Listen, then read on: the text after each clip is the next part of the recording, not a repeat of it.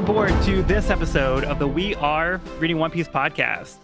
This is a podcast dedicated to following the entire story of One Piece from beginning to end as we focus on each volume. We keep the discussion spoiler-free for new fans of the series, so this is the perfect place to follow along, whether you're new to the series or just want to revisit the world of One Piece with us. This week, we will be covering the first part of Volume 69, S.A.D, which covers chapter 679 through 684. My name is Joel, and I'll be your host. Joining me today, we have Evan. What's up? Evan here. And we have Cody. Sad, more like nice. Hey, I made that joke last time. You can't take my joke. It's a callback. It's a callback. It's an homage. Oh, okay. I see. It's respectful stealing a joke. All right. As if I came up with that in the first place, but Exactly. Yeah. We can get into stealing other people's intellectual property later on in the volume. We'll get there. Oh, we're on theme today. Okay. Ah. All right. So, how about I just give a quick recap before we dive into the next chapter. But I'm just going to read the summary from the beginning of the volume. The crew lands on Punk Hazard, where the mad scientist and wanted man, Caesar Clown, rules over the ruins of a government laboratory. With the arrival of the newly appointed warlord of the sea, Trafalgar Law, the Strats and the pursuing navy, the island bursts into chaos. Luffy and Law decide to join forces in a pirate alliance, but their plan to kidnap Caesar backfires. In captivity, they learn the terrible truth. Caesar's been developing deadly weapons in order to sell them to the black market brokers. One of these brokers is the very man who helped kidnap the children, Doflamingo. Everything is going according to their nefarious plan until Law's clever liberation of the Straw Hats leads to an all-out counterattack. I'm excited to see where things go from here. But before we do that, let's detour with Caribou's New World Kihihi Volume 5. Here comes Caribou. Caribou is here to save his brother with the Caribou Pirates. Forgot how awful their Jolly Roger is. Yeah, it kind of looks like it's supposed to be both of the brothers together, because you see like the little kind of lightning streak thing. I think it's supposed to be like Corbu's lizard hair. Yeah. But then like wet hair Caribou, I guess he has like the hair on the side or maybe like the sleeves or something. And the face kind of looks just more like Caribou in general. Yeah. Yeah. I do like the ship though. It's got like a moose head on it. I don't say a dog though. Like a dog. A moose dog. Weird droopy dog sort of situation. Or maybe a caribou. Oh! Shit, man. Nah, it couldn't be that. Right? That can't be it. No. Oda planned it all along. Man, Damn. Oda's cooking on this one. He's going all out. Wow. Damn. Love the theme. All right. How about we just get to the chapter here? Let's do it. Chapter 679, the G5 Spirit. Caesar is shocked to learn that the Strats and G5 made it inside, but figures out where they're planning to go, so he begins the process to close the shutters throughout the facility. Chopper runs away before he is caught, but Monet seems to have noticed something out of the corner of her eye. Vergo does not want Law and Smoker getting away to expose him, so he heads out to stop them. Luffy takes out Caesar's henchman as he makes his way towards Structure R, where the Master is stationed.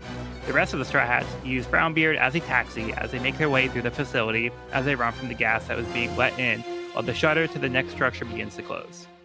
They barely make it, though some of the members of G5 are left behind as they sacrifice themselves to save Captain Tashiki.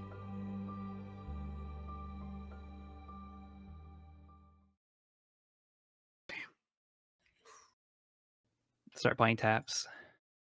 Yeah, it's a somber end to the chapter. But the thumbs up though. I know. It was like, yeah. Ugh. I love these idiots. Yeah. Yeah, this kind of give me spoilers for Terminator 2 Judgment Day. But it's giving me a Terminator 2 vibes. I need to watch Terminator. Wait, you never seen Terminator? No, neither. Oh man, I'm sorry. That's Yeah, you okay. should watch them. You should watch them. Now I know someone gives a thumbs up and it's ruined for me. I'm so sorry. How dare you? Evil Joel. That's what, Joel. I didn't go into detail. I didn't go Oh, into detail. man. You know, I try not to spoil things for people. So You do. It goes a long way. It shows. I mean, I'm trying to not spoil a movie from like 92 or whatever. Well, hey man. So, no, I personally don't believe in like expiration dates on spoilers because somebody might not watch a movie until a certain point in their life. I just watched Shawshank Redemption the first time like a month or two ago. Mm. So I watched The Godfather for the first time like at the end of last year. see, Yeah. It's just it's some things, you know. yeah. But these guys, if you know, you what did know. you guys do during the pandemic? What were you guys doing? I was reading One Piece. What else am I gonna do? oh my god. I was learning to play guitar and getting ready for a movie that I didn't realize was happening until halfway through the pandemic. Mm. And try to get people to stay the fuck home during the pandemic. It wasn't easy. Anyway, we're not going to make it about that. It's there's another airborne disease in this chapter. Yeah. Land of the Dead is making its way through the chambers in Punk Hazard, and it's creeping up on them. And Caesar's getting pretty tactical about where he's letting people move and his control over the location and how he's using Land of the Dead to try and seal them off. Yeah. So like even like inside, like you're not safe, and Caesar had a contingency for that as well. Mm-hmm. He's like, oh, I'm safe in this little area though, but the rest of the facility, he's like, oh, I got these shutters here and there, so I can choose how I want this gas to move around. Mm-hmm. Man knows how to control his gas.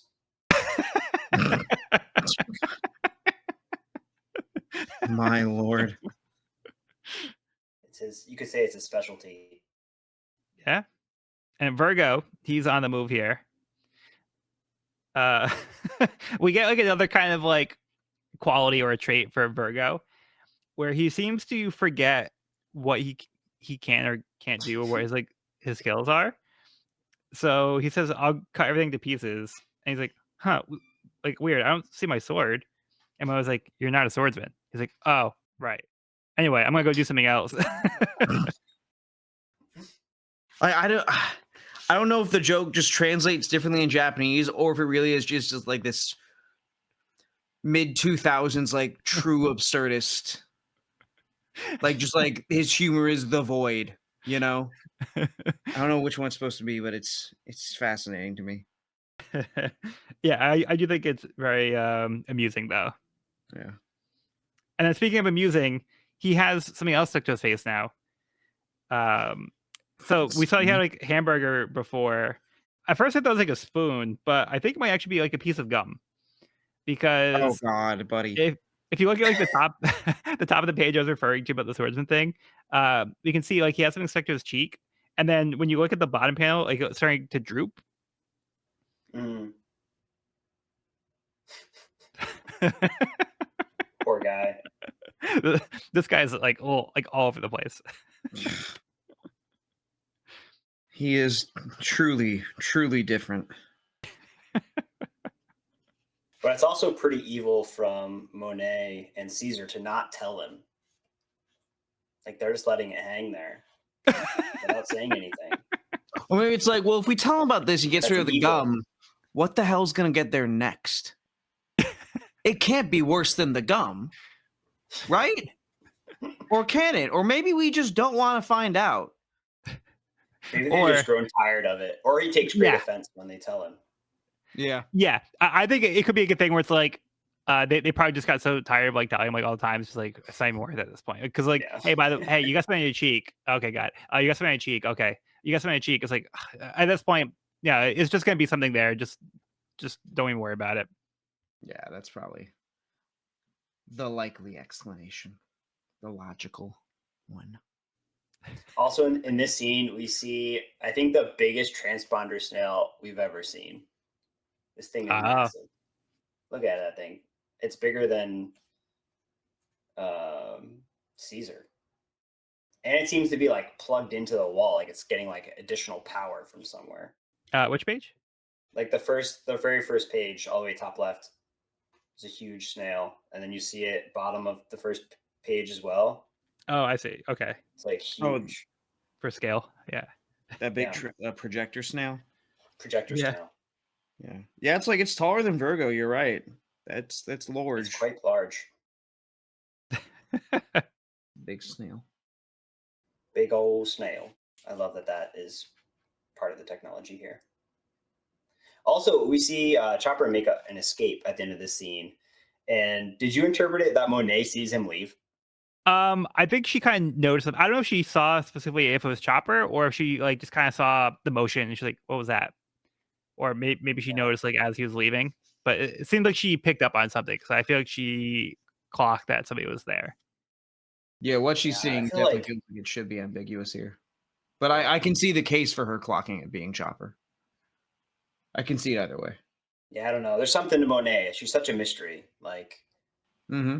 she strikes me as like the Robin kind of character who's like sitting in the shadow of this evil mind, kind of doing their own thing. Like she's very non-reactionary. She's kind of just going with the flow. Like she's clearly there for her own purpose, I think. Yeah, she feels like the intellectual. Yeah, she feels like an intellectual who's scheming.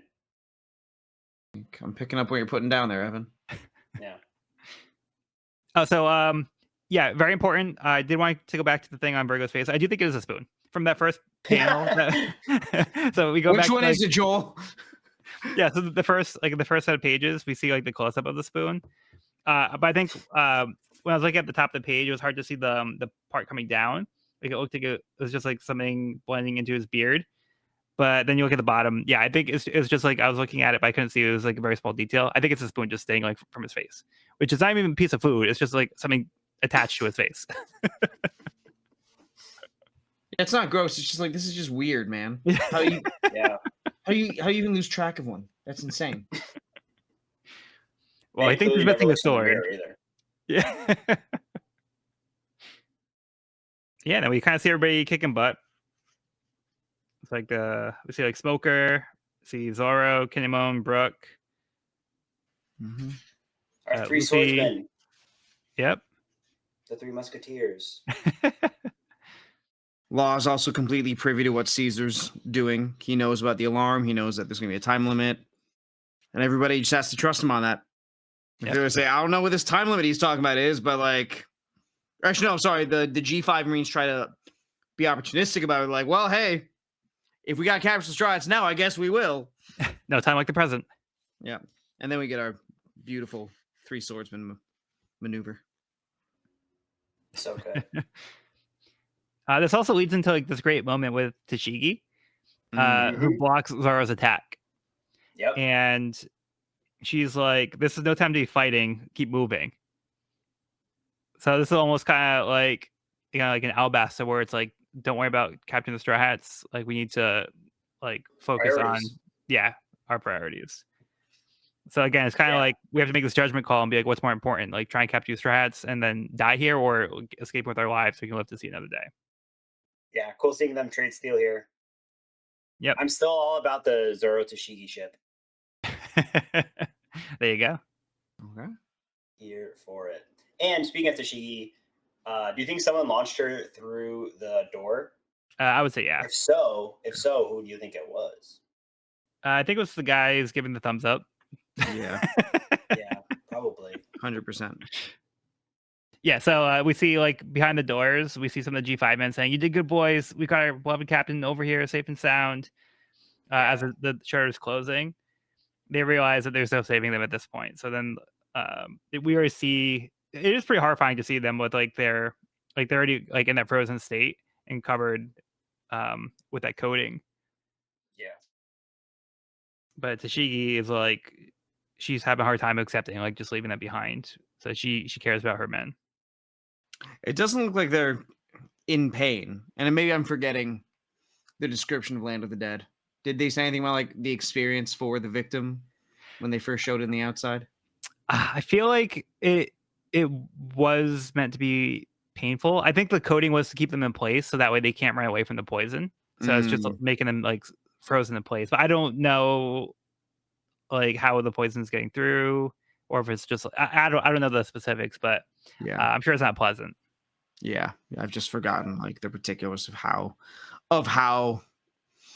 unpleasant a death it is. But Yeah, I don't know if he said it was yeah. particularly painful, but I wouldn't put it past Caesar to make it a painful death. Oh, Yeah. not I at was all. just gonna Not at all. say, knowing Caesar. Yeah. Yeah. I guess I want better for my G5 boys. Yeah. Yeah. Yeah, I did like the panel though, where we see like we see like Kinemon, Zoro, Brook, Brownbeard like flying in the air through the shutter. Would you see like Tashigi in the background doing a tumble? So like somebody it does look like oh yeah, I see it looks like she got maybe like pushed by some of the G5 people like in the door. See, it looks like they kind of tossed her. Yeah. But just like the swan dive though with the the others that like trying to just get through. But yeah, that one kind of ends on a bummer. Yep. It does. Even Hey, Zoro and well, Sanji are like perturbed by it. yeah, you guys get to move on to the next chapter. Mm-hmm. Yep. Okay, moving on to Caribou's New World, Kihihi, Volume 6, Across the Sea at Fishman Speed. Jinbei leaves the Caribou pirates behind as he swims away too quickly for them to possibly catch up, foiling their attempt to save Caribou. He's like, this boat is too slow. Gotta take matters into my own hands. Please, every time, please do that. So good. Yeah, Jinbei starts just dragging the boat. It's like when you're in LA traffic and the car's moving so slow that you're tempted to just like get out and walk. You're like, I could literally walk faster than I'm driving right now. Yeah, you just watch the motorcycles go by in jealousy, like, oh man. Yeah, I know. Yeah, I've never contemplated getting a motorcycle more than sitting in Yeah. LA traffic. Like as soon as I get out of the car, I'm like, what was I thinking? But still, every time I'm in traffic, I'm like, oh God, wouldn't it be nice? Yeah. So yeah, anything else for the cover story? Okay. Moving on to chapter 680, G5, Commander Vergo, the Bamboo Demon. They aren't safe yet, as Vegapunk's small dragon starts breathing fire on Structure B, torching the place and attacking the people inside. Vergo arrives and G5 cheers, unaware that he isn't here to save them until he starts killing the Navy soldiers. Tashigi warns her men to stay away from him as he knocks her away. Sanji arrives in time to help, rushing in to save a woman in distress. Caesar is not happy that Vergo is interfering with his test subjects. Eager to demonstrate the potency of his poison, he orders the shutters behind G5 to be reopened to let the gas back in. Luffy and Smoker arrive at Caesar's room. Luffy tells Caesar he's not getting away this time and lands a heavy punch to his stomach. What a punch. What a great punch. Yeah, like here's payback. We need to see Caesar get punched. I just love at the very beginning of the chapter. I love how nonchalantly Brook is sitting on Brownbeard's back. He's got hands on his knees, just gazing around, vibing. You mean Bus I would say, Brownbeard? Yeah. You mean Bus Brownbeard? Busbeard. The big brown bus. I must say I am quite famished. I love him. I love Do you have him. any food back here? Yeah. Yeah, no, that was poor Brownbeard. Yeah. Underrated. Underappreciated MVP. On the list of characters I didn't expect to be feeling for and calling MVP. Damn. Yeah. Damn. Didn't expect it. Yeah, but like the whole like crew is kind of just like treating him very like nonchalant, like you said. Like Yeah. everybody's like more people just getting on him. Like he's like, I didn't say, oh, you guys could come on my back. Like, what's going on? So like we're tired of running. Meanwhile, Brownbeard's been running this entire time. Literally wheezing. This poor guy. His scales do make for like nice little bus seats though. Yeah. It does look kind of comfy. Really, he could give up pirating and just open up a whole public transport business at this point. Now you're talking. He could go Yeah. legit if he makes it out of here. That's my Bus fan Brownbeard. fiction. But we know the David, Navy won't bus driver. let that bounty go. Who knows? Yeah, and then Vegapunk's dragon just making things worse, breathing fire on everybody. I think this thing that like came in with them is now starting to like light everything on fire and possibly um, making the tanks catch on fire as well. Like there's like the tanks nearby, so he has like we have to like watch out for that now. So he's going on his own rampage. I love the design of this dragon. The like massive mouth, the tiny little eyes. Just the whole design of it is fantastic. Yeah, I just love the way it moves. The fact that like fully zigzags through the air and then just like Mhm. the neck coming down from the top of frame in the one panel. Yeah, That's just like Jurassic Park level. That's insane. yeah, it's so good. So well done. Yeah, 8 biting into steel. That's not even with a sword, just with its teeth. Jaws of Steel. This dragon's teeth are stronger than Alabasta Zoro. How's that for power scaling? How strong are Zoro's teeth post time skip? Huh, Oda? Tell us. I mean, they must be pretty strong if he can hold a sword and cut stuff. I sure hope so. I need my story to be consistent, damn it. The dragon is cool though. The dragon is really cool. I'm gonna give Vergo. This this Vergo turn is pretty cold. He's using the finger pistol that we've seen before, and just starts mowing down G5. I think just like the way he's posed and the way Oda has the collar up a little bit more, just add to the turn. Yeah, Just makes him full, even full more villain. treacherous. Yeah. And for me, what really makes it so menacing is he's not saying anything. He doesn't like Yeah. Mhm. like they're like, yeah, Virgo's here, yeah, and he just walks up to somebody without a word and just like pierces them with his finger. And he's Yeah. like, well, what are you doing? What's going on? And he's not like he's not even like, yeah, he's just not even acknowledging them. He's just like, I'm here to just like kill you all without saying anything. I think the fact that it's finger gun is also like really appropriate here. Yeah. Because like that's just we associate that move with betrayal. With like a false identity and with like someone from the world government or world government affiliated just being a piece of shit. Yep. Like CP9. Yep. Yeah, the silence is a good point too, because it's like the opposite of Caesar. Because Caesar would be like, "Oh yeah, I'm here to save you all. Like, trust me," Yeah. and then try to kill them. But no, Yeah. they just like dead silent. Doesn't try to defend himself. Doesn't give any reasoning or anything. Just acts. Yeah, like ruthless. somebody that they trusted who's like one of their authority figures who's supposed to be there to like lead them, and he's over here just like mowing them down. And not only that, and I think this adds to what you were saying, Joel, is that like they mean so little to him. Yeah. They worship him, but they mean nothing to him. That Mhm. they're not even worth talking to. Yeah. As he kills them. That's No explanation, like you guys were fools for like trusting me or like nothing like that. Yeah. Yep. Damn. Although we have this little flashback scene where Tashigi seems to be talking with Virgo, and Virgo's talking about. Well, yeah, I think Smoker's here too. So we see. I've heard rumors about you. Welcome to G5, Vice Admiral Smoker. The men here are crude and simple, but you'll soon see that they're not as bad as they're made out to be. In time, you might even grow fond of them. So he even said it himself, like you might like they're not like the highest quality like soldiers, but they probably mean well, and they have some rough edges, but you'll probably grow to like them.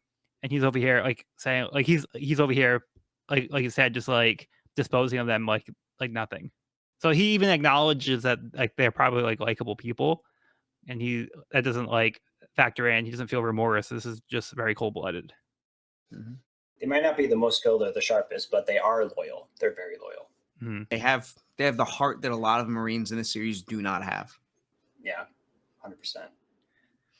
Yeah, and we just saw them sacrifice themselves for Tashigi in the chapter before. Yeah. And we see Tashigi putting her life on the line here, approaching Varga, and an unlikely hero arriving. when Sanji comes out and just kicks him across the face, which was such a badass entry, like such a Yeah. badass entrance. I do like his line. I heard the sound of a lady's teardrops falling. So good, Yep. so Now, good. imagine it, Love but that. it's Steve Buscemi's voice. But to me, it's just like how ridiculous it is, like to be like, oh, it was the sound of the teardrops falling. It's like, oh, I know it's a woman's like teardrop falling. It was like that, like water leaking somewhere nearby. It's like I know it's a teardrop. Where's the leak, ma'am? He is the knight in shining armor, Yeah. heeding the damsel in distress. Very satisfying kick, though. Great panel. The kick and the line, both great panels. Yeah. I We miss see him doing the air seeing Sanji dash. drawn like this. Yeah, this was sweet. Now, one thing too is also going back to like the whole Vergo situation is when Tashiki's getting beat up over here. G5 came like conceive like what's happening, and their mind jumps to he's an imposter. The real Vergo wouldn't do these things. Is it a disguise? Devil fruit powers? Don't copy our commander. So they aren't even accepting reality. They think it's probably some kind of ruse or something to deceive them by taking somebody that they respect so much and turning them like against them. So yeah, we see here that to them like that would make more sense than this person they trusted turning on them. Right. Don't meet your heroes. Yeah. I also, just real quick in the flashback, saw him lying to Tashiki's face about the kids. Like, it wasn't a written report. It was like, no, yeah, it's better that we call it an abduction. It's, these parents, they just, they can't seem to face the facts. Like, fuck, what a piece of shit. Yeah. God. And like, say the G5 Marines get away with it. They're going to paint him as the victim. Yeah. Fuck. I hate him. To go back to Sanji real quick. On the page following Sanji's big entrance, we get a line of Zoro saying, "I felt an unfamiliar presence coming up behind us." And Sanji also just left the party because he sensed a damsel in distress. And I was wondering if you think that those could be like some sort of like hockey power, if that could be like hockey power, or like what we saw in Skypiea with like kind of knowing, it's like sensing things beyond their immediate perceptions. Like the mantra. Yeah. The mantra, yeah, like mantra. I feel like that's got to be something because the fact that we get that from both Zoro and Sanji on like back-to-back pages makes me feel like maybe they're honing in their hockey as well. It's analogous at the least. Yeah, I do think it's a form of observation hockey.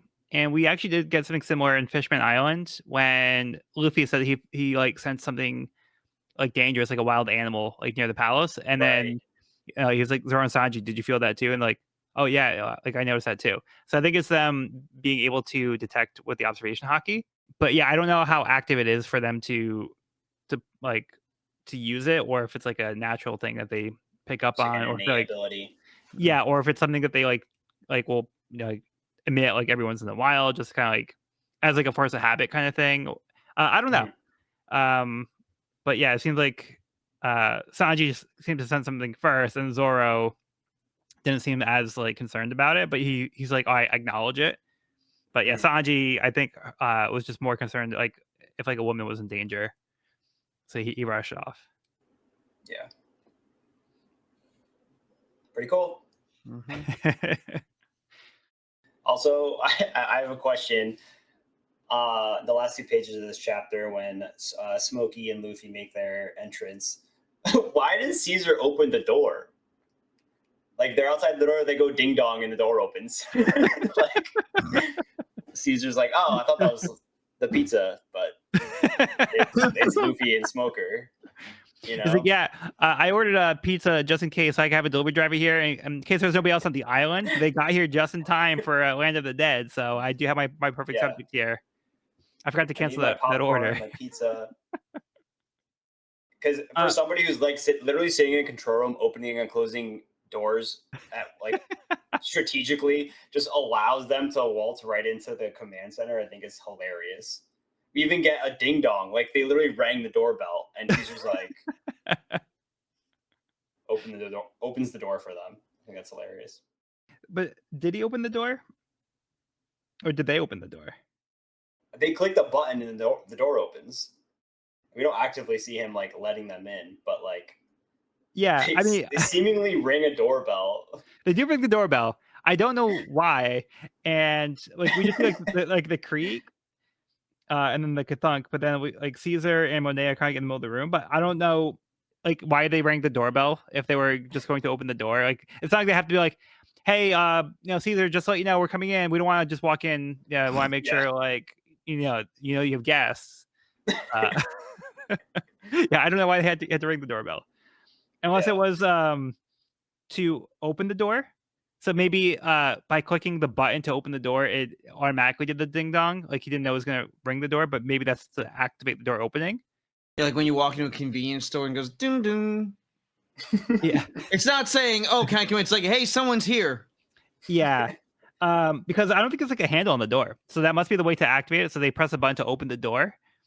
And then like it just like it does like a dinging sound to acknowledge that the door is opening, and I think they're surprised to see somebody like actually coming to the door. Like, hey, we didn't invite anybody. We didn't order pizza. Wait a minute. It's just hilarious because this entire volume so far is him like controlling opening and closing doors within control. He's like, oh, I forgot to lock the door. I forgot to lock the one door leading into the control room. Hilarious. I just love the fact that the floor behind them is on fire Yeah. Yeah. because Luffy ran so fast Literally. he scorched the ground. Amazing. Yeah, Amazing. I believe Smoker was able to just float around freely, and then Luffy had to run to catch up. And Yep. That is a very satisfying punch at the end. yeah, So- Luffy's like, "Oh, your order's here. Did you order a knuckle sandwich?" 'Cause it's hot and ready. Yeah, that is a great panel. I love that panel. So good. One knuckle sandwich for clown. I definitely have to like try and like spread out like my book, but just to see like Caesar's eye bugging out of his face. Yeah. Oh yeah, Yep. But so worth it. yeah, it's right in the crease there. Some great Caesar facial expressions in this volume. Mm-hmm. The last thing I just wanted to mention while we're talking about Caesar, one thing we see here when he's talking about closing the doors behind them, Monet asks with Vergo inside, and then Caesar's like, "It's his fault for going there in the first place. Just do it." So again, he doesn't seem to care about anybody. He's willing to throw away like any life for his own purposes. And blames Virgo for being in the wrong place. Because Yeah. it's never his fault. It's always someone else being incompetent. It's never him. He never Yeah. misplays. Yep. Mm-hmm. All right. Well, we have anything else for this one? I'm good. Okay. Let's move on to the next part of the cover story. Caribou's New World, Kihihi, Volume 7, arriving at Ramshackle Naval Base G5. Jimmy arrives at the G5 Navy base to drop off Caribou. Why you gotta do us like that, Oda? Now? Really? Now? Now? You're really doing this now, Oda? Really? Nobody's home. Well, we know somebody's probably home, which we might get to later on in this volume. Your base has bandages on it, man. Just board it up. Yeah, it's looking pretty disheveled. But like it's also like in its own sad way, it's kind of adorable. Like, oh, they're trying their best. They're so dumb, but they're trying. Well, I get the impression they probably don't have a lot of budget sent their way. I know. Like I was saying before, like I feel like a lot of the people who go through the Navy, they're just kind of like, just throw them over here. I feel like they kind of end up in G5 I feel like it's a base that gives the impression that even though it's at such like a pivotal place in the world, I feel like it doesn't get a lot of care. Yeah. Mm. No, that's a really good point. Dimension I didn't think of. But it would make sense that Jinbei would, bring Caribou here since it is the closest Navy base to the Red Line. Yeah. Right. All right, well, let's go into the chapter. Chapter 681, Luffy versus Master. Luffy tries to grab Caesar, but he slips away by turning into gas, then lights a match to cause an explosion. Caesar tries to remove the oxygen around Luffy so he can't breathe. But he's expecting it this time, backing up until he finds the range of Caesar's powers. Caesar pulls out a fire sword to try to stop the pirate, but Luffy is too nimble. Before Luffy can beat Caesar up, Monet intervenes, shielding her master with an igloo and gives him a chance to escape.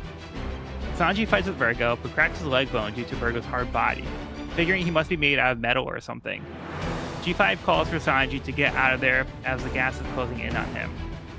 Throughout the facility, a warning is issued that Law has reached the S.A.D room. Vergo realizes what Law must be after, and it's not good.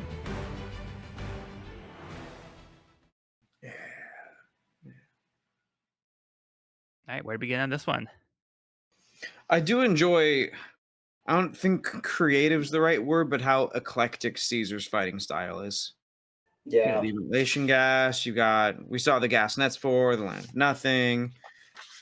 Pulls out a fucking lightsaber, pretty much. He Like, literally does. This isn't the first lightsaber we've seen in One Piece. no, I'm here for the lightsaber battles. 100%. 100%. It's saying he should fight Although Kizaru. it's blue, which I feel like is the wrong color. Yeah.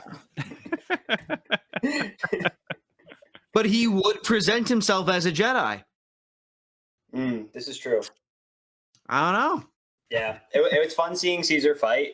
I thought it'd be really cool to see the gas versus smoke matchup, to see Smoker and Caesar fight. But we did in the last chapter get them calling dibs. Yeah. It's like, I want Caesar, and he's like, I want Yeah. Vergo. Makes sense. Yeah. I thought it was really creative of Luffy to, when he's being choked through the proximity, he uses his neck to stretch out of range and gasp for air. Yeah. Thought that was pretty brilliant. Yeah, I think that was a great move. And that kind of shows Luffy learning from previous experiences and having like good battle instincts. Yeah. So he's able to course correct after failing at something previously. He's able to try not to fall for the same mistake again. So he tries to find a way around it in a way that he can overcome it. Yeah. And he seems to get the better of Caesar here, but Monet steps in and kind of saves his butt. We do get another great phase from Caesar though. Before Luffy lands with the Gum Jet Gatling and Monet forms the igloo, he just has his mouth wide open with like you can't see his teeth. He's like ah. Yeah, so good. Even one before that too, he makes some great faces. He does. I do love the way that Oda draws Logia type battles. Like, I think it's so dynamic, and you can really feel the gas, kind of evading and moving through this battle in this like fluid way, which I think is very cool. Yeah, he does have like a really cool style, and Caesar in particular has like a really cool way that the powers are being depicted, and Yeah. like he feels like a ghost or like a spirit or like just like he moves and like he's like chasing after Luffy. He takes on like that form. Hmm. Yeah, he has some like really cool looking powers, and we also see some of Monet's powers too. Yeah. Yeah. Very cool. Cold even. How dare you? I gotta get the puns in when I can. You do. You really do. Yeah, I guess I so have my walls up. yeah. Yeah, so she's able to use some kind of like cold powers where she's able to make like an igloo here, and she shields Caesar But yeah, we don't know exactly what's causing this power or what the extent of the power is or how it's being defined, but this gives us an indication as to what might be going on with her. Yeah. Now, how about the She Sanji fight also, with Vergo? Oh, sorry, go ahead. I was just gonna say before we move on from Monet, Monet also um, expresses her connection to Joker here to Luffy. Mhm. Oh, yeah. Um, so like I think that kind of ties into her that kind of ominous mystery she had, like the shroud of mystery she had around her. I think she's really working for Joker, Yeah. not for Caesar or whoever. Like Hmm. she's got her own agenda. Caesar's her job, not her boss. Right. Yeah, because Sounds she's like afraid of Joker's the her boss. yeah, she's afraid of the consequences if Joker gets upset. Yeah. And Luffy's like, Luffy's like, that flamingo guy saw in the war. What's up with him? Yeah. That flamingo guy. What's his deal? Yeah, how about that Sanji and Virgo fight? Any thoughts on that? I love the speed lines of the contrast. I think Yep. it flows really well. Yeah, I think the broken bone was a cool touch. It took me like a second to pick up on what exactly was being shown there. It took me a while. Um, yeah, I was like, what am I looking at? Like, no one's wearing a striped pants. Yeah. But then I realized it was the bone cracking, which I think is so cool. Mhm. Yeah. Um, There's two bones in the leg. It wasn't just like a stick bone. It's like the two bones that are present in the yeah. part of the leg. And Mhm. was it the tibia? Yeah, the tibia and the fibia are the ones that Yeah. like. Maybe. Yeah. I did take a very long time to decipher that panel. I was like Yeah. going back, but like I said, like is that like straight pants or something? But it makes a lot more sense once you realize that. Um, but then like Sanji makes like a comment saying that you're probably made of metal or something because we see how hard Yeah. he's able to hit Virgo. He goes like into the wall and imprints himself into the wall and he just kind of pulls himself out. And Sanji's breaking his bones into him by like blocking his attacks. Hmm. So there's something up with him. Yeah. I don't really know if it's the devil fruit ability or hockey or something Mm, else, Or he's a cyborg. or is a Hmm. cyborg. Could be a pacifista. That wouldn't surprise me. This was Vegapunk's island. Mm. It's a possibility. Yeah, and then we end the chapter with Law reaching the sad room, which seems to concern everybody who knows what that is. Yeah. Don't know what that means, but it sounds very important. He's just so ready to fuck shit up. He's so ready. Yeah, look at that smirk. I love that. Shit eating mischievous little asshole. I love him. Yep. Likely became one of the 7 warlords just to get into that room. That's pretty We've big. seen how meticulous Law has been about this plan and how much he has done to research this entire facility. Hmm. So he knows whatever shit he's about to start is worth it for whatever the end game is here with Joker. Yep. But does that also indicate that Luffy might have gotten himself involved with the wrong person? Mm, Yeah, how much did he tell Luffy? Like right. it makes me wonder if Law saw Luffy as somebody he could manipulate and be like his unwitting accomplice for something terrible that he might be doing. And he's like, Hmm. yeah, Luffy is like, he won't ask questions and he'll just go along with what I say or whatever. So he might be like a perfect like patsy for him. Could be. Could be. Does seem to be a running theme we've got going on here. Hmm. All right. But any other thoughts for the chapter? I'm good. Okay. Let's move on to Caribou's New World, Kihihi, Volume 8. Commodore Yarasugi has found too much of a good thing. When Caribou is delivered to Yarasugi, he plans for several different ways to execute Caribou, and he's going to do them all. Too much, too much, too much, too much, too much, too much. And Yeah, this is literally overkill. Yeah. yep.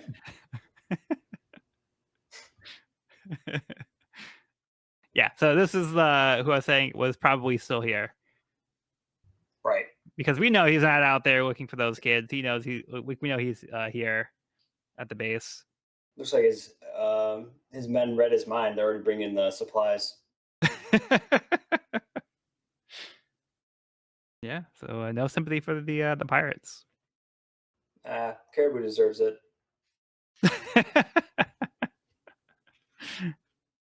All right, let's get to the chapter. Chapter 682, Puppet Master. Law smirks as he approaches a tank marked with S.A.D. G5 panics as Sanji seemingly gets closed behind the steel door with the gas, but when they look up, they see Sanji using airwalk, having escaped and saving some of G5's men on the way out. G5 is in denial that the real Vergo is attacking them. The Shiki doesn't have the heart to tell them the truth. Vergo reports to Doflamingo and Dressrosa that Law betrayed them. While a woman named Baby 5 attacks Doflamingo to get revenge on him, he speculates what Law's next steps would be. He orders Vergo to kill Law in the most horrible way possible. Doflamingo says he is sending Baby 5 and Buffalo to Punk Hazard to pick up Caesar and Monet to bring them back to Dressrosa right away. While Brook and Kinemon fight over who will kill the dragon, the rest of the Strats team up and attack the dragon first. Together, they manage to defeat it. They find Chopper, who is using his monster point form to try to manage the rampaging children. In the testing room, one of the girls asks Caesar's henchman what happened to the boy named Momonosuke, who turned into a dragon in the secret room.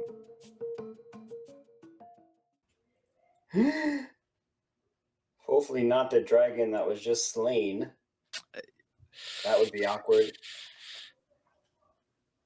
That'd be very awkward. Yeah. Be not great. Yikes.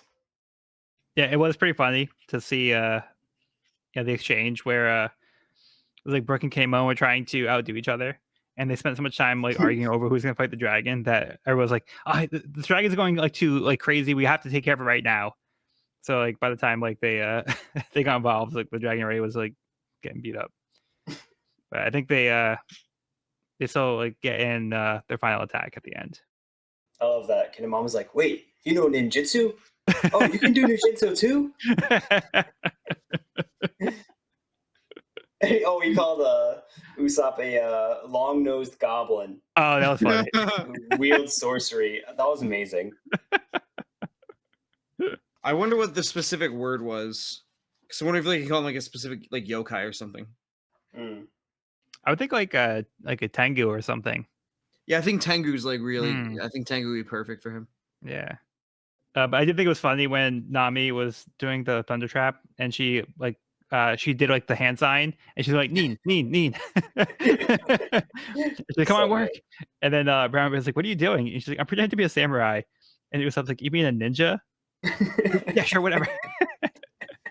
It's always those two. It's always those who have the best fucking banter. They're again, one of my favorite friendships in the whole series. I think it's interesting that Nami was doing something like that, though. That's like silly for her. Yeah.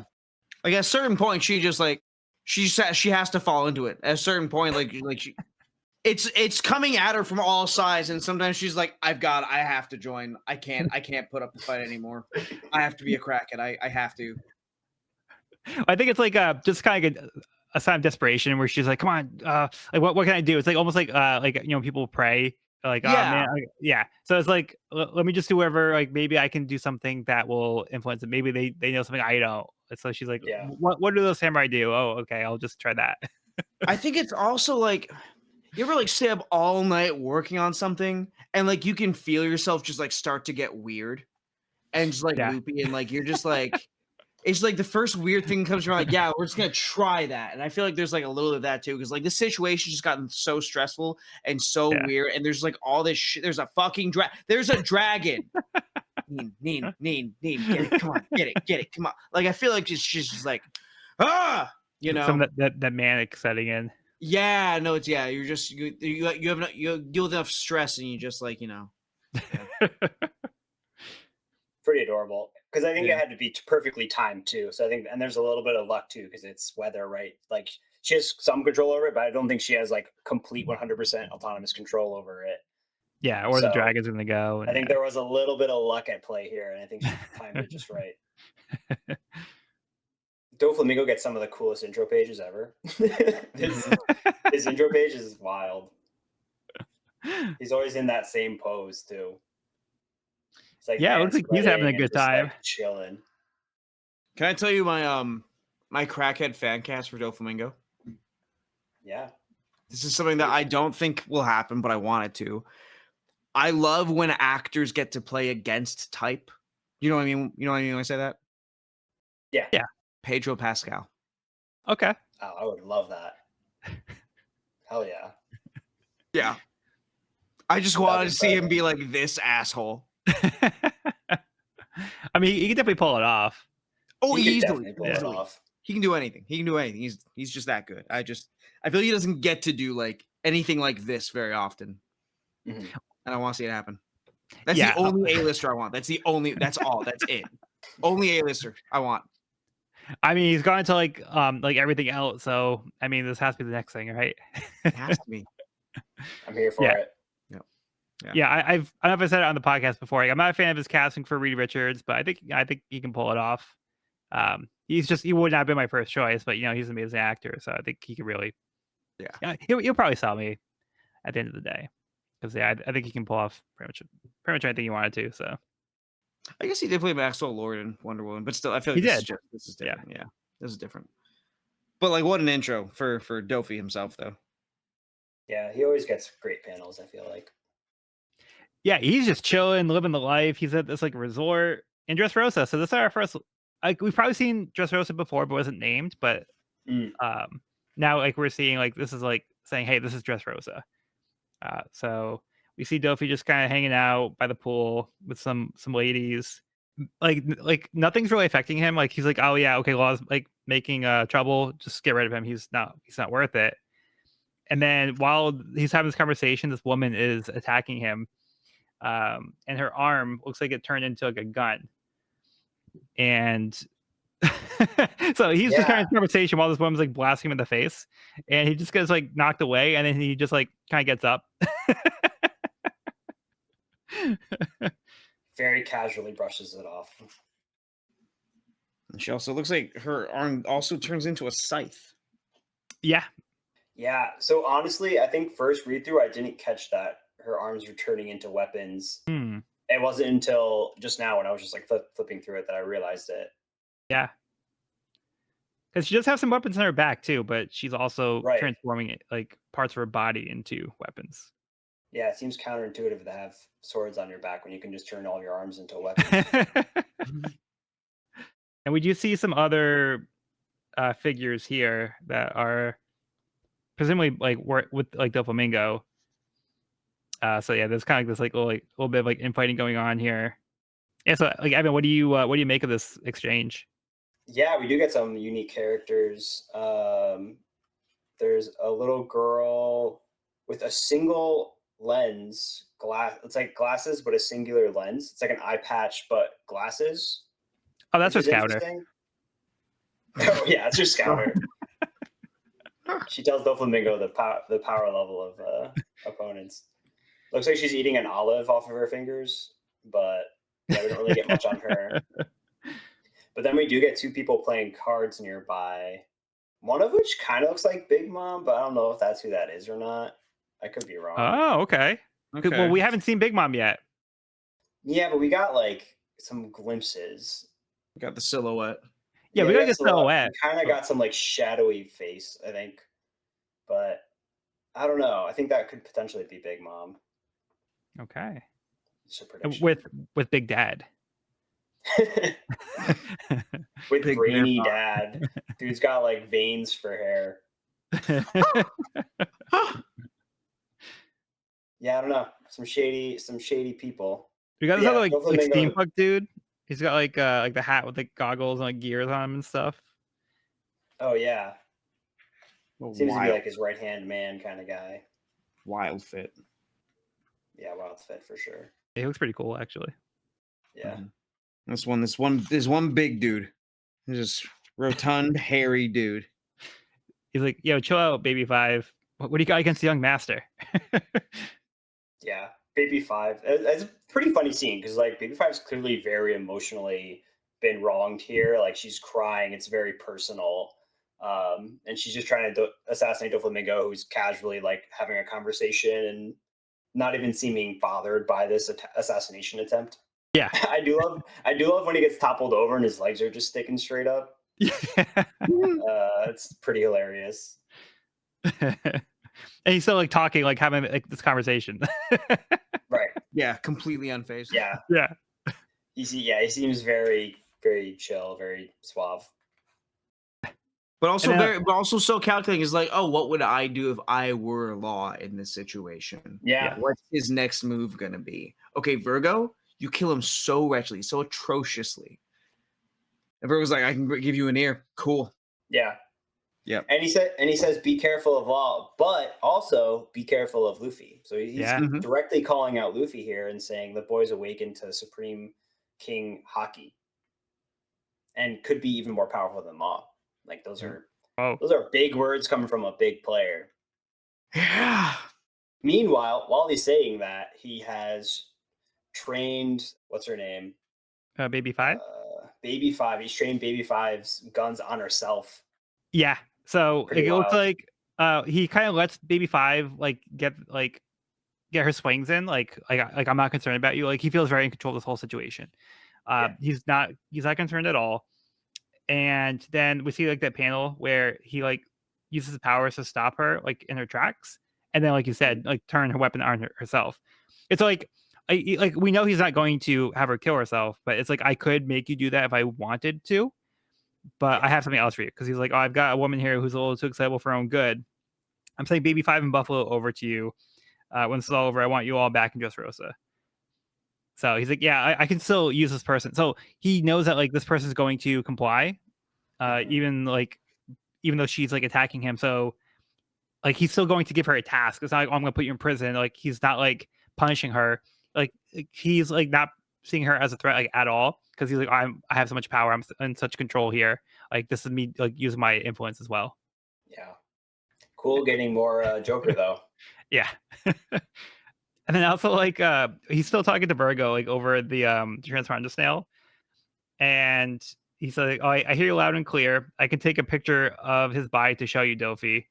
Uh Using the camera I just bought in Dressrosa. And then he's like, I bet you didn't buy any cameras. He's like, all right, I didn't buy any cameras. So he's also familiar with like Vergo. Yeah. So like You can buy a fucking camera, you idiot. so we have that other, like another example of like Vergo doing that thing. But Dofi's just like no, like I know you, like you didn't do that. Like I just know how you operate. So I just It's as so like a weird. mental touch. It's such a weird character design. He's like, this like secret agent working, like pirate working for the government, like keeping like the lid on these like huge government secrets. But he is seemingly aloof and forgets things all the time and has stuff sticking out of his beard all the time. Like it's kind of an interesting dichotomy of a character. Yeah, then he also is like doing this thing where it looks like he's kicking off the wall to like fly. Because we see this panel here where we see like the tump. So it looks like he's like against the wall, and we see him like go horizontal. But yeah, I mean, it looks like he's like doing some kind of like flying thing off of the wall. Yeah. Oh, I see.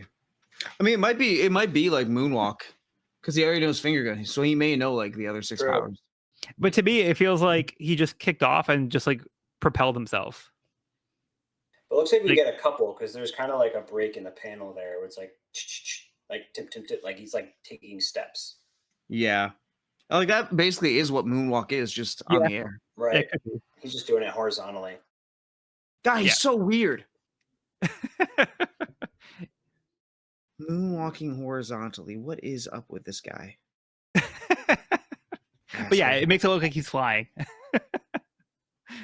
I did like the sequence on the same page that we see. Yeah, the first one where he's doing the moonwalk for Virgo. But we see Sanji here. Um, he saved some members of G5, but now we also see it looks like he realized he broke his leg. Um, Yeah. and then like when the G5 soldier notices, like, hey, Blackleg, you sure you didn't hurt? You get hurt somewhere? He says like, shut up! I only take concern from the ladies. Uh, but he did just do this nice thing though, where he did save the people, even though he was saying like, I only concerned about the ladies. He actually did go Yeah. and like save these other people too, Navy people as well. So like, keep that in mind. Yep. But what do you guys think of Tashigi not telling G5 the truth about Virgo? Hurts, man. Yeah. That's a tough decision to have to make.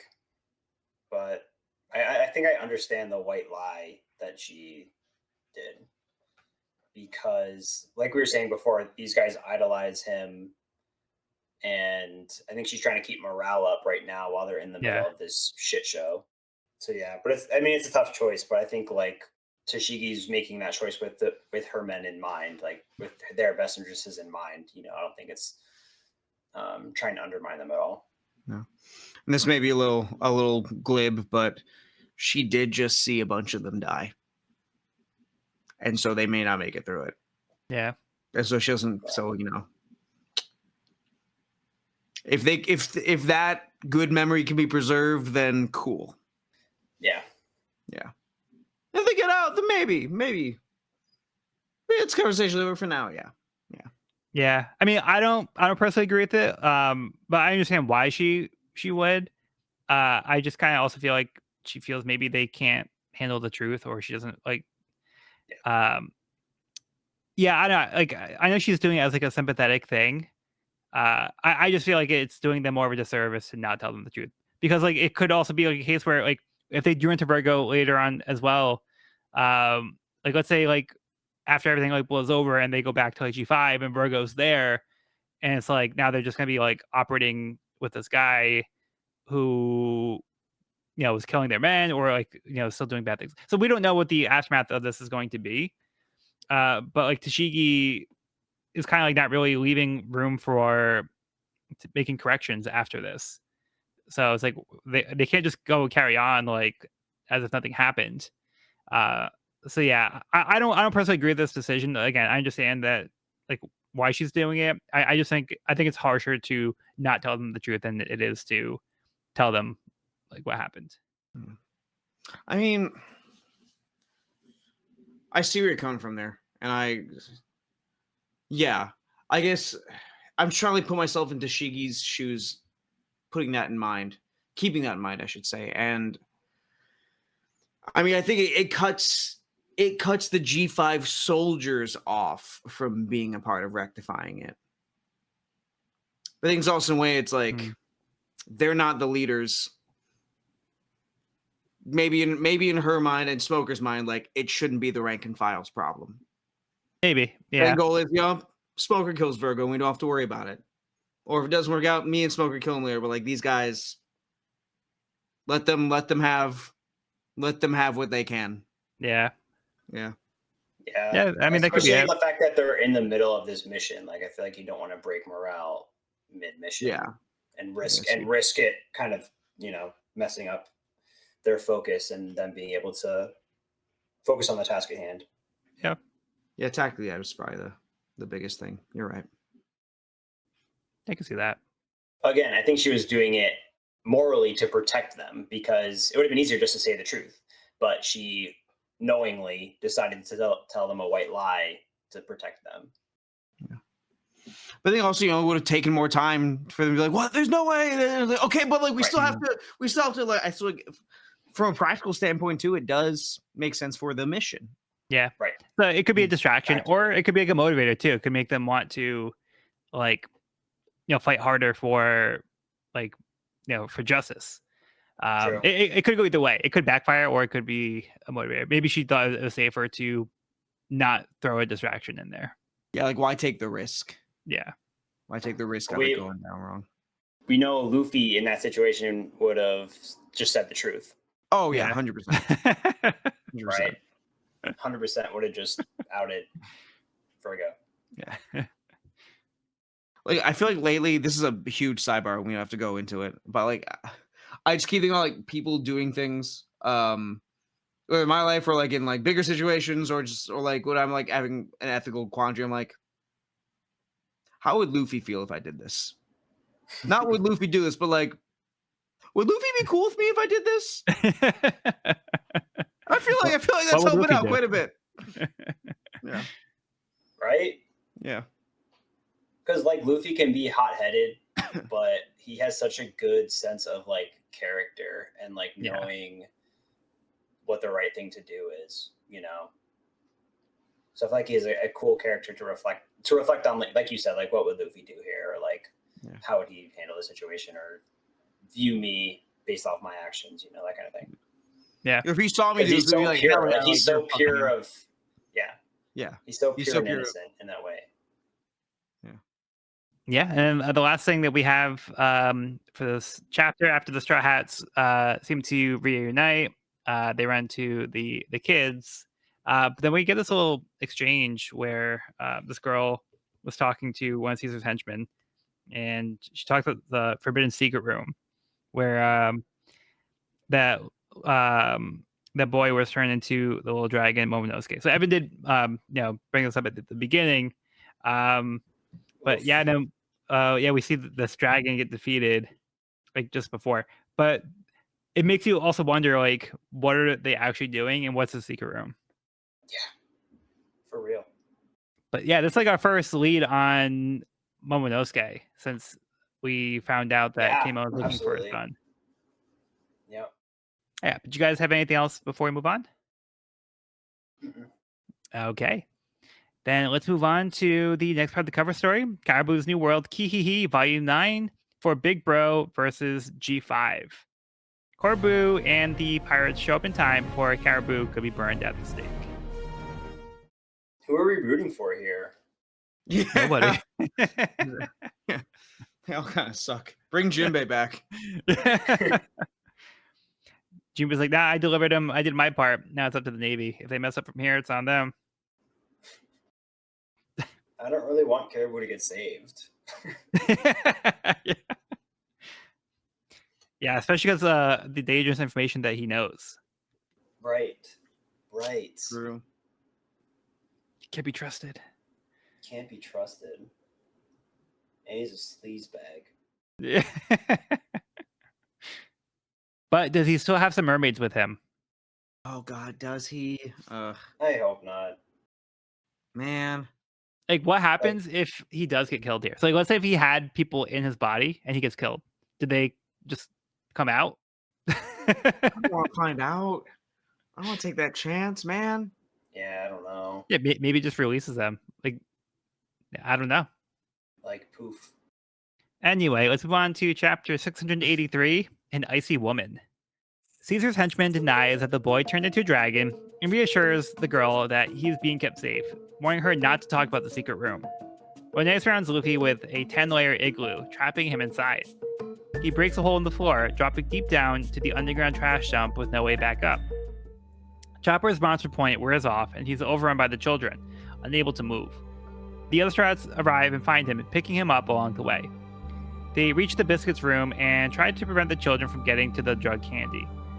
Mocha picks up the candy, trying her best to keep it away from the other children so they don't become affected by the drugs again, but Monet arrives and tells her not to hog the candy.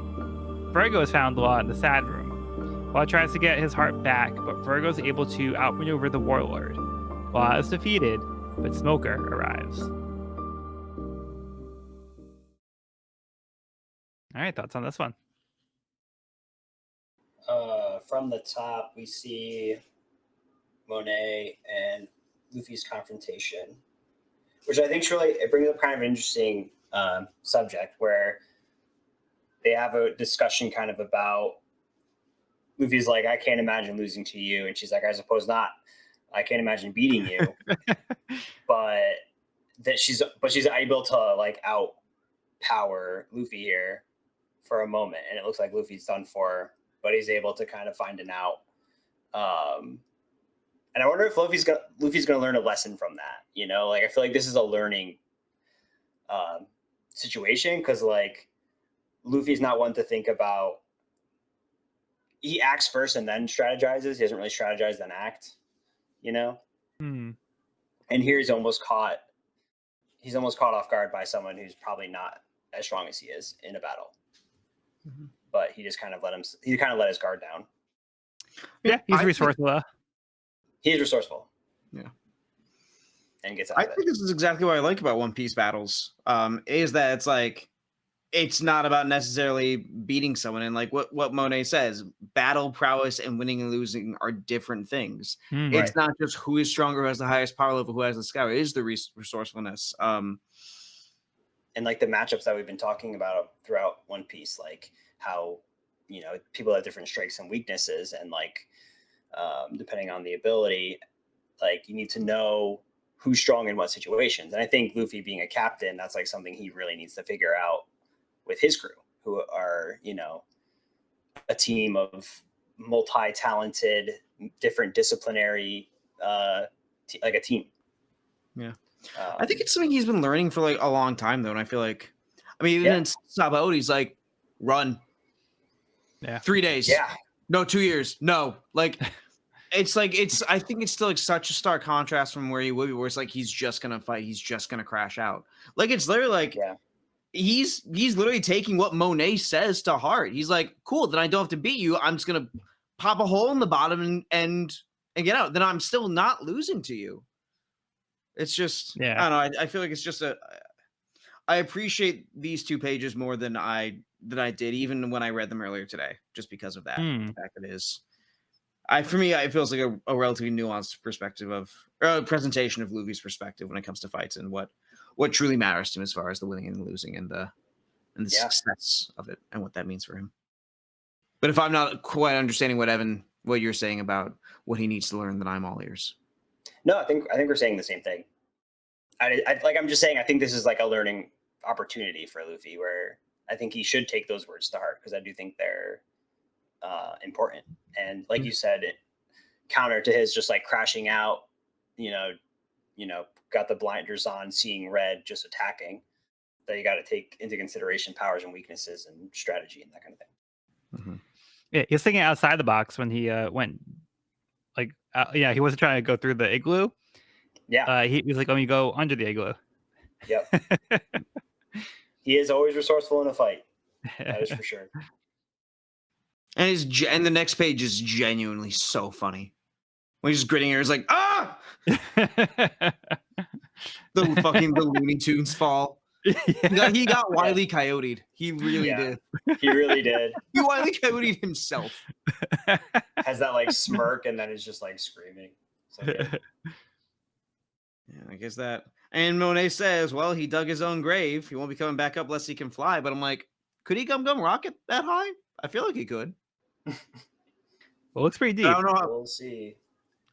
But, these 4 panels do go on for quite a long time. We'll see how deep this is. Yeah. And I feel bad for Chopper because we know how he's been trying to help these kids like the whole arc. And, they can't help it when they're going through these withdrawals and they're becoming aggressive and they're not in full control of themselves. But, they're fighting back on Chopper and he takes this like desperate move of going to Monster Point to try to hold off these kids without getting overpowered. But then it runs out and then he can't even move anymore. So then they just have like kind of free reign and he can't do anything to stop them. So I feel so bad for him where he's like trying his best to convince these kids like, hey, let me help you. Like, let's not get the candy is going to be bad for you. And he can not really do that much. But then luckily, his friends show up in time to pick him up and try to help him with the kids. Mm-hmm. Yeah, this is sad. Hard to watch. Mm-hmm. Yeah, and he breaks down crying. He was like, I'm so glad you guys are here. I can't handle him anymore. Yeah, and we just kind of see like everybody involved on Caesar's side is just manipulating them to do what they want and saying the things that they want to hear. So like even like earlier in the chapter at the very beginning, the henchman guy was telling the girl like, "Oh, like where'd you hear this like silly thing that doesn't happen? Just don't talk about the secret room. Don't tell anybody about that." Then Monet shows up here and saying like, "Oh, come on, like the candy's fine for you guys. Like, don't be so rude, holding like the candy from everybody. Like share." So like they're kind of like doing these things to try to convince the people and the kids in particular that everything is fine and just trust them. Everybody else is bad. So awful. Even the way the kids are drawn with just like the lines over their forehead and their eyes whited out, it's just so. Yeah. Yeah. Lying to and manipulating and kidnapping children is like a new level of evil we haven't seen up till now, really. Yeah. And even the very beginning of the chapter, I've worked in Joel. If this is too dark, let me know. But like I've worked in education. I've just like had a lot of trainings. Like, hey, here's how to spot like a bad situation for a kid. Anytime it's like an adult telling a kid to keep a secret, which is exactly what this one Yeah. guy's like. Hey, don't tell anyone about the secret room. That's between us. And I'm like, Yeah. I just my blood just fucking boiled during that panel. It's Yeah, the red flags are there, but it's like yeah, the kids aren't aware enough to know that they're there. yeah. Like it's such a ridiculous situation, but Oda just put just enough in to make it a little too realistic too. Mm. But Mocha's trying to do the right thing. Yeah, I feel bad for Mocha.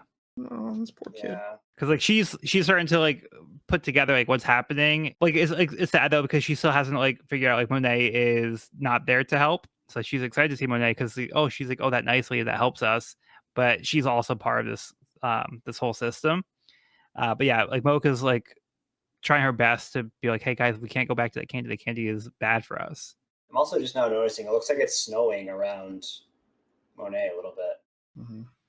Yeah. And looks like she's sealed off the entire room. Yeah. Yeah, looks like she probably put like a snow wall up there. Oh yeah, they literally say the exit's blocked. I didn't even notice that speech Yeah. bubble before. Jesus. Yeah, and then we have this law fight with Vergo. And it looks like it's not going too well. Yeah. It went about as badly as it could go, I'd say. Yeah. Like, bro, these armament punches are just brutal. Bent So over brutal. the fucking railing. Yeah. Yeah. With his heart in his hand. Can't do much when someone's got squeezing your heart. I like that tried- they have. Oh, sorry, go ahead, buddy. No, you. I just want to say I like that they have Law try to take the heart back because like there's a lot of times like in media where it's like why doesn't the person just do that thing? They have this like this power. So we see Law try that, and then we see Virgo's just too fast, so he's able to get to Law and take the heart back before like Law can even like do anything with it. Yeah. Yeah, that is really nice that they did that. And Cody, you were saying? I was gonna say, like, yeah, I mean, like, one, it's great to see Law like actually like being a smart character in combat, but also he did try the counter shock. He did try to make the best of the close proximity because it seems that Law tends to do well in like a at least somewhat ranged circumstance. But counter shock seemed good. Vergo just has this weird inhuman stamina. Yeah. He can just tank insanely. Yeah, Countershock seems like a cool move. The way I interpreted it was like he's giving back all the damage he took, or like all of the force that was. I don't know, or maybe it's just like an electric. Because I guess we did see him do like an electric thing before, didn't we? He did. Yeah, he used it on was it Scotch from the Yeah. Yeah, brothers? that's right. So we did see an electric attack. I guess it's just electric. I mean, it might be like the electrical impulses of pain that he is feeling. Yeah. Like it's like, what is my nervous system receiving? Okay, here it is. Yeah.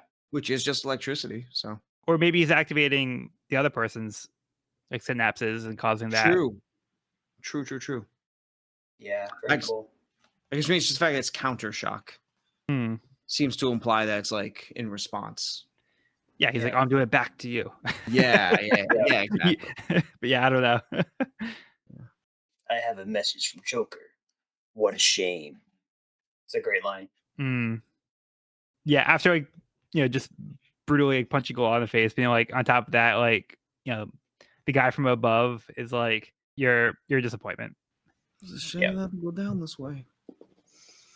Okay. I mean, that is what Doflamingo said after I took him in like a little brother. That's just a huge revelation in and of itself. Yeah. That's a point that we overlooked. And I just love how Law admits his one failing on this last page is like, I didn't tech for the Vergo matchup. I didn't think about this. But just the look on it's like the most smug way to admit your fuck up, right? It's like the most arrogant way to say my bad. Love it. Love it. This is the only thing I fucked up. Mr. Vergo to you. And hey, Smokey stepping up. Smokey might be the one to save Law here. Yeah, because he has something to lose here as well. And he has to uphold G5 in the Navy. When this person abuses that power. Big Papa Smoke coming over. I don't know what the fuck that was, but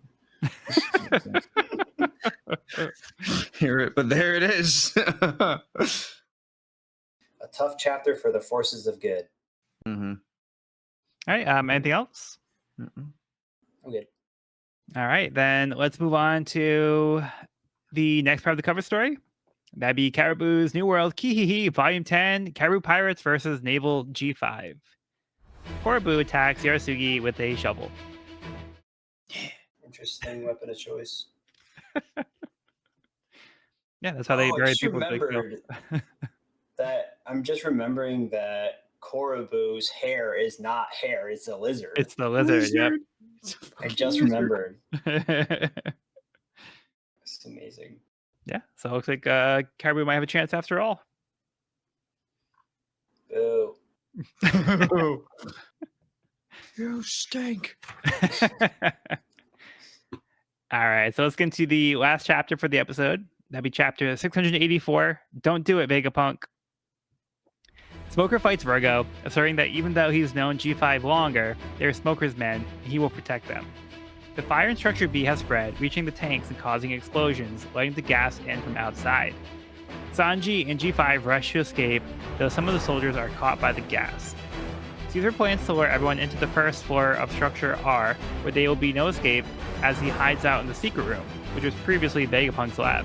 Caesar accidentally says a little too much about how eager he is to show off his weapon, which confuses his subordinates, who thought it was Vegapunk's weapon. He spins a tale, blaming the accident on Vegapunk after he pleaded with him not to use the gas, as it could cause an explosion, but he didn't listen to Caesar. Caesar says he needs to show this weapon is greater than anything Vegapunk could come up with to prove he's better than him. And for world peace, of course. His subordinates believe every word and completely accept his explanation. What actually happened was Vegapunk fired Caesar, unable to defend him any longer. He was ordered to shut down the experiment as it was too destructive and would kill innocent people along with their targets. Caesar defended his weapon with the reasoning that Sengoku was too soft, but Admiral Aki Inu would appreciate this weapon. Unwilling to appear inferior to Vegapunk and wanting the recognition he felt he deserved, Caesar activated the weapon and caused the explosion that destroyed the island 4 years ago. The shutters from halls B to C and D begin to close, leaving everyone with only Structure R to escape. In the trash dump, Luffy encounters a talking dragon. The talking dragon. That's gotta be Momosuke. Thank God. Nah, it's just funny that there's I hope so. two dragons. Sigh of relief. I just love Luffy's like, holy shit, a dragon's like, what's up with you? What's your deal? You look weird. Why do you look like that? Stop it. Why you just hang out in this trash? Okay, so Evan, you think that's Momonosuke? That's my prediction, which is a much better story than Kinemon slaying his own son in dragon form, Oh no. which would have been horrible. So I'm optimistically hoping that this is Momonosuke. I mean, there's some pretty dark stuff happening in Punk Hazard already, Evan. I'm just saying. I know. You She never said know. a little dragon. She said a little dragon. This is a little dragon. And Yeah, it's but talking. how little are we talking relatively? Like relative to like the dragon we saw at the very beginning, or like is it little or is it teeny, right? She didn't say tiny Level. little dragon. She didn't say a Let me minuscule have dragon. this. Let me have this. Well, so far, Evan's been pretty good with his predictions, but you can't get them all. Can't get them Can't all. get them all. I'm just optimistic. That's all. Yeah, so we get this great exchange where Smoker is now fighting Vergo, and we see Smoker. He says, like, we kind of talked about before how he's perceived with G5. He says, "Look, Vergo, I don't want the rank and file to learn the truth about you. They worship you like a father. If they knew you were a traitor," and then Vergo says, "It's too late for that. I met them on the way here." So Smoker seems to be of the same mind as Tashigi from earlier. So they don't want to break the hearts of G5. Like, they don't have like the heart to tell them the truth because they don't want it to hurt their feelings or make them feel bad because they respected this man who is like deceiving them this whole time. But yeah, Virgo's kind of like, yeah, it's too late. I already let the cat out of the bag. Smoker does not take that well. Yeah, and the Virgo also refers to them as outcasts too. So we see like Virgo kind of like dismissing them and not seeing like their value, and we see Smoker wanting to protect them and seeing like the value that they do provide. Mhm. I love Smoker. That and Mhm. lands a very satisfying punch on Vergo here. Yeah. I also just love like at the very beginning of the chapter, like the justice kanji on the coat is very much like rule of thirds. Like that's just like where Mm. our eye immediately goes to. The cape is Where is this? the jacket is flowing like a cape, which just feels very Mm, appropriate here. yeah. Yeah, that's a great point because like he specifically framed, we can see Smoker's back as opposed to him facing the other way, for example. So he Yeah. decided to frame the shot this way. Yeah. And so there's like one third of the way into the frame off from the right, one third of the way into the frame on from the top. It's like composition. And like even like the Jude then linking from the Justice to Vergo, who's then covered in Mm, shadow, slouched over. Like this is a really good panel, and I didn't realize how much I liked it until just yeah. now. Like it really flows. Yeah, those nice Yeah. details you picked up on. Sweet.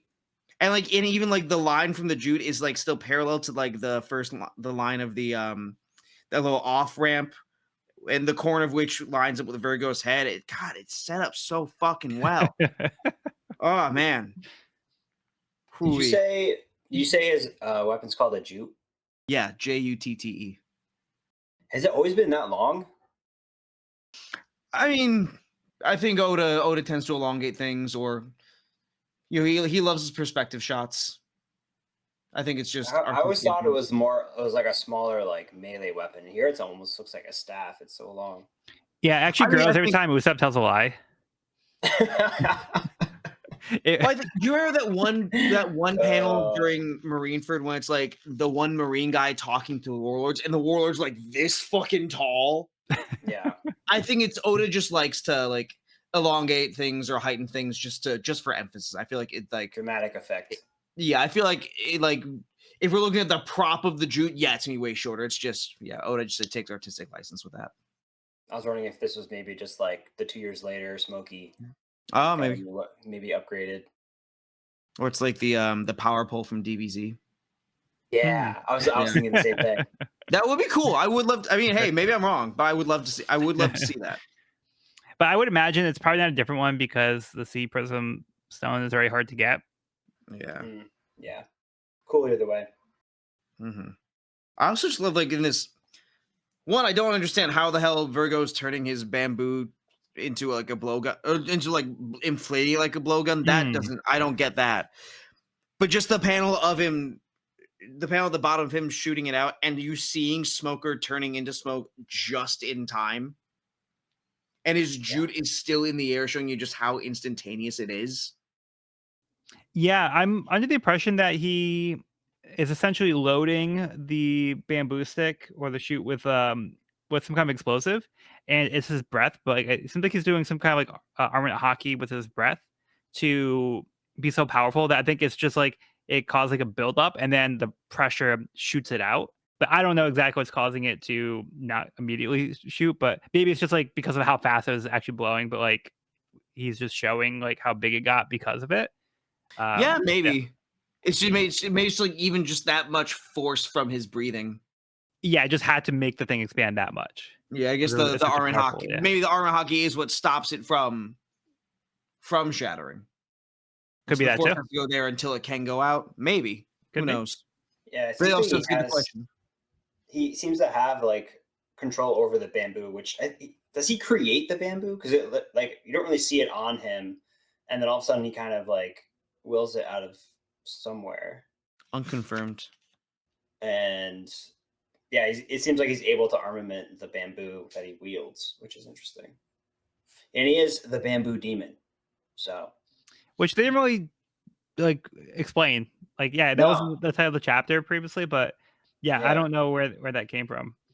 But like he just chooses to carry around some bamboo, I guess. Well, I think we've seen him with bamboo before We have, today's yeah. episode too. But yeah, we haven't really gotten the full deal on his power. Yeah, it wasn't like explain why he has bamboo or like it wasn't like really acknowledged that he has Yeah, bamboo. Yeah, I don't know. it I clearly think has the like bamboo is an appropriate choice. And I'll probably get into it later on, but I like the yeah. bamboo for him. Yeah, you almost think like with Sanji getting damaged earlier, like it seemed like he was able to like harden his bones, maybe, or I don't know if he's able to have some kind of like armament as part of his ability. Yeah, we're not sure if it's like his powers just like hockey or if he's doing something else. We don't really know for sure. Right. Yeah. But he definitely, I think from what we see with him doing with the bamboo specifically, like armor, he is very skilled in armament. That's Yeah, and we see the at other least attacks one of too. Yeah, his skills. Yeah. definitely.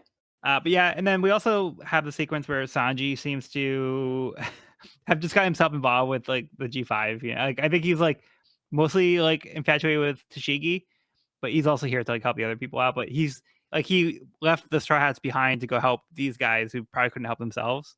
So it's actually nice that Sanji's kind of helping to protect them. Mhm. But yeah, I just think it's funny that Sanji kind of just got involved with them. Classic Sanji side quest shenanigans. Yeah. I just love the one G5 and you're like, hey, my heart nearly skipped a beat for you. Even if you are a guy. You beat that fake Vergo? Yeah. I was like, hey man, let's go. Let's go, go. G5. Look at you. Look at you. And everyone's supportive. I'm like, okay. I love these guys. Let's go. But oh god damn, I just turned the page to remember what happened. Fuck man. More of them. Yeah, so that's where Yeah. things kind of take a turn here. Yeah, I forgot about that until just now. That hurt again. Yeah, so the gas is now a threat as it's like now seeping in from outside because the tanker exploded due to the fire from earlier.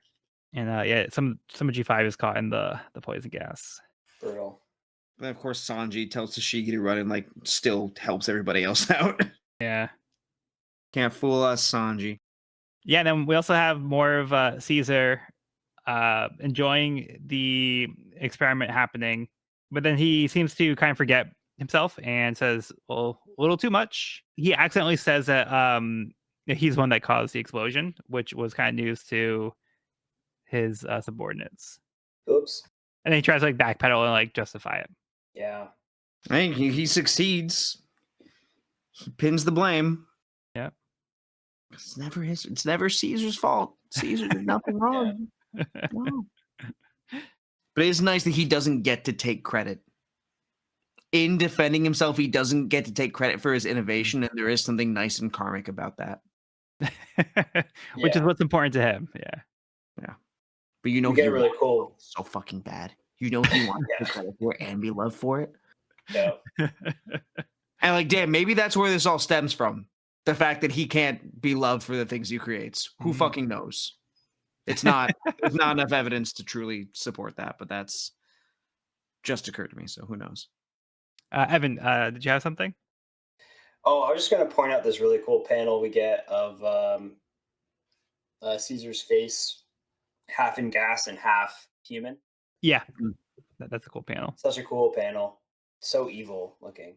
So we do get some more details here. Caesar starts to tell his version of the story of what he wants to tell the followers to try to paint him in a better light, and he's trying to make it seem like his motivations are more noble than they really are. He's trying to say like, oh, this is all for like world peace and getting the recognition I deserve, and he actually gets this, like the support and sympathy from his subordinates who like are not really smart enough to realize that he's just lying to their face and deceiving them after he like already told them the truth and they still aren't picking up on like you can't trust this guy, like he's not telling you the truth.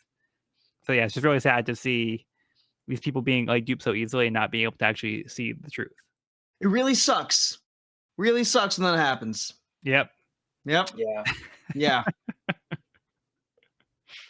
Caesar's clearly a pathological liar. Like he's just constantly telling lies and can't help himself for his own gain.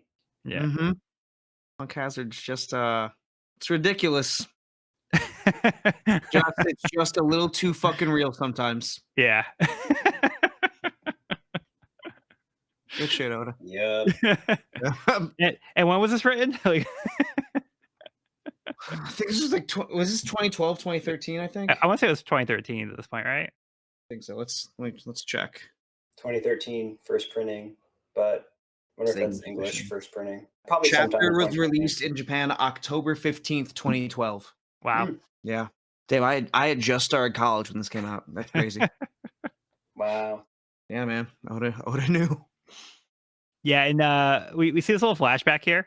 What about Caesar's hair? Like, You know it you know looks so what it's goofy. given me? Helmeppo. A little bit of Helmeppo, yeah. Little Mel, yeah, I can see that. I can see that. Mhm. One thing I think is really interesting in this early sequence here, he's seeing the way the wind is blowing with the Navy, and Mm. he sees that Fleet Admiral Sengoku's ideas are soft, but he's seeing that Admiral Aki Inu would love something like this.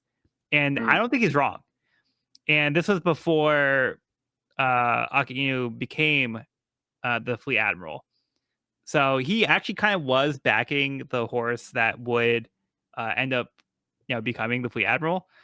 yeah. But he got like ejected by Vegapunk before that happened because Vegapunk was like, yeah, this isn't moral. So Vegapunk we could see didn't really have the same mindset as Caesar. So we feel like they're not really in the same vein. Like we don't really know Vegapunk like and who he is as a person.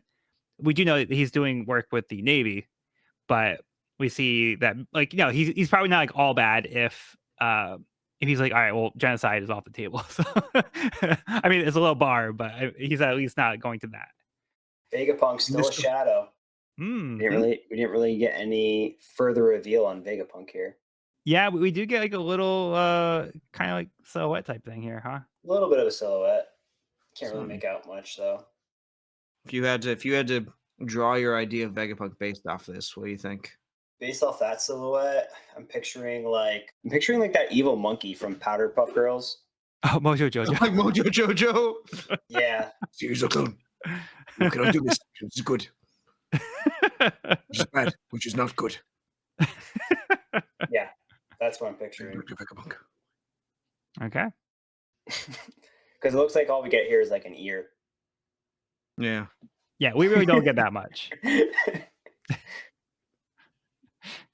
But this is our first kind of like look at potential Vegapunk Yeah. beyond just a name. I know. I was hoping for a little more, but we didn't get much. That's what we got. Yep. This whole thing, like, Caesar decides to activate the weapon to kind of prove something. So it wasn't like an accident. He actually chose to activate the weapon. He set it off on purpose. Yeah. And then like his whole like philosophy here is, I need to prove I'm better than Vegapunk by creating something like so powerful. So like that, like he's going to these lengths because of his grudge against Vegapunk. That's kind of what it boils down to. It's just ego. It's just fragile ego. Yeah.